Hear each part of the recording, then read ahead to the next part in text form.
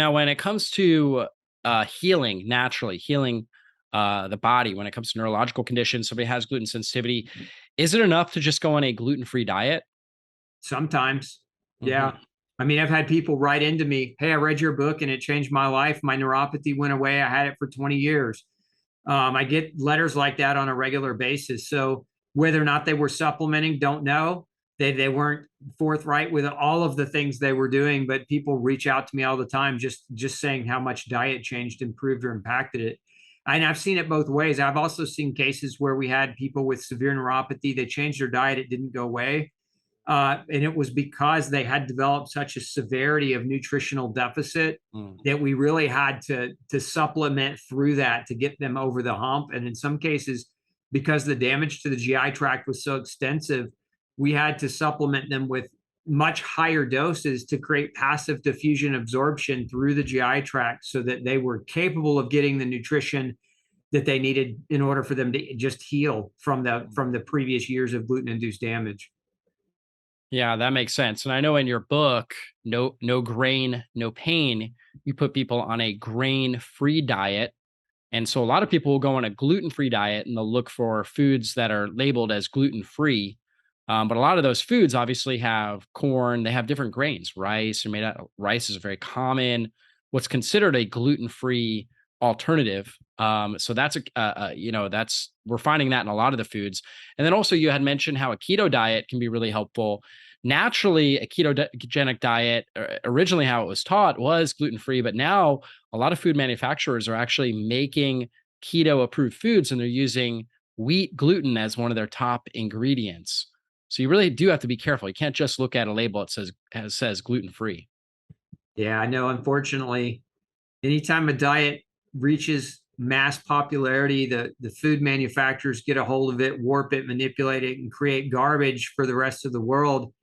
Unfortunately, a lot of those people who aren't aware continue to struggle. They think they've gone on a healthy diet that should have resolved a lot of their issues and they're still struggling. I see that a lot in people that come to me who fall in keto and they're buying a lot of the keto product as Yeah. opposed to just eating real foods, uh, Right. going in that direction. Yeah. For sure. And in your book, No Grain, No Pain, you have actual meal plans, right? So you set up meal plans, that really help people and guide people through this grain-free diet.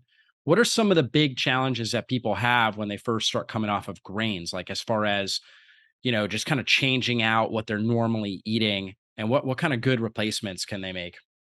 I think the biggest challenge is analysis paralysis. They just don't know what to eat. So they need a reference or resource to kind of give them recipes and ideas. And the other challenge to that is that they don't cook their own meals. Like they eat out a lot. So it's Yeah. like, okay, you got to worry about cross contamination. You got to worry about hidden gluten because those can be deal breakers for a person's recovery. So I think it's the analysis paralysis of I can't eat out.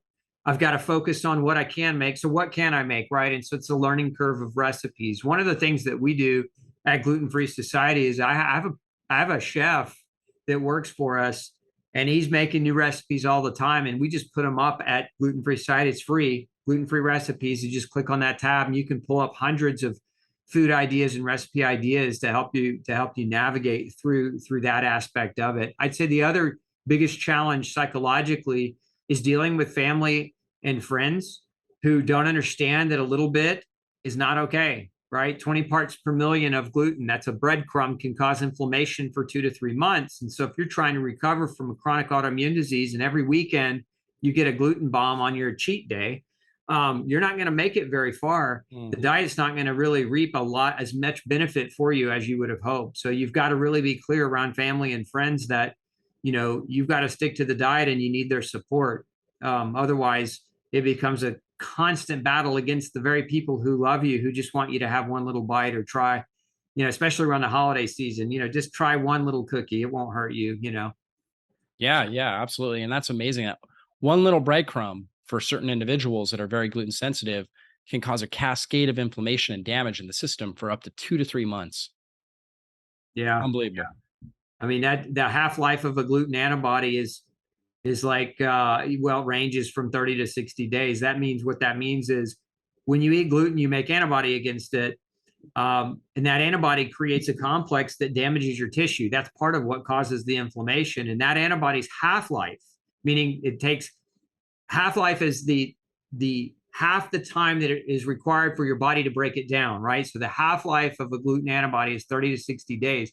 So if you're lucky at 30 days, you've gotten rid of half of that level of damaging antibody. If you're not lucky, it took you maybe closer to 60 days, right? And then that's just half of it. You've still got the other half still in you that you have to still metabolize out. And that's why it's so important to know that, because a fire, which is what inflammation is, it's a chronic fire, just like a campfire. It's very hard to start one, but it's very easy to keep it burning. What do you do for a campfire? You just have to throw a little fuel on it periodically, and it will keep burning. And that's what people do, is they think that that Sunday meal or that little cheat here or there, they'll be okay with it. And they will be better avoiding gluten most of the time. Don't get me wrong. Like, 95% less gluten is better than nothing. But if you're really trying to overcome autoimmunity, remember that process takes about 18 months. And if you keep agitating your immune system once a week, it's going to take you closer a lot longer if you ever even do overcome it. In my experience, 18 months is the quick side of a recovery. 3 years is the non-compliant side of recovery.